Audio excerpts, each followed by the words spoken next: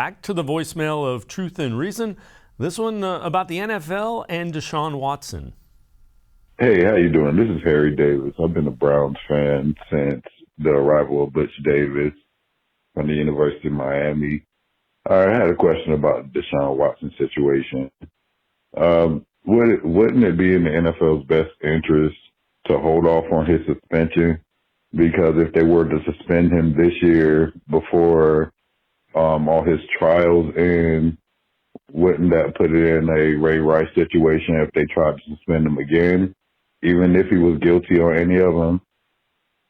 Thank you for listening. Go Browns. Woo, woo, woo. As always, we appreciate all the voicemails.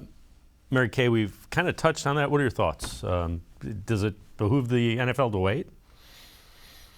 Well, the NFL isn't basing their decision on the civil suits. And the fact that he wasn't charged criminally, I think has more of an impact on what the NFL will do than any of these civil suits will.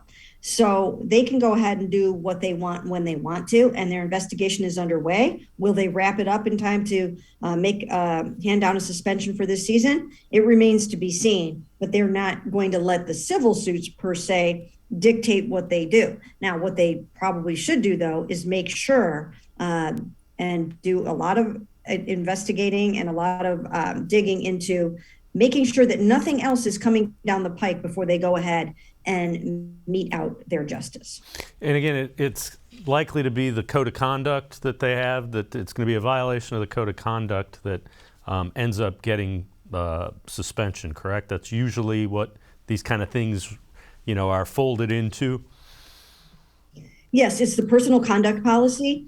And, the interesting thing about that now is that under the terms of the new collective bargaining agreement, it's not just Roger Goodell deciding the suspension like he used to do back in the day with Josh Gordon. Whenever he was getting suspended, it was Roger Goodell deciding what it was going to be. Now it's jointly appointed by the NFL and the NFLPA. And her name is Sue L. Robinson, a former U.S. district attorney. And so she will be determining what the suspension is, but then Roger Goodell can also change whatever she comes up with. So it's very arbitrary.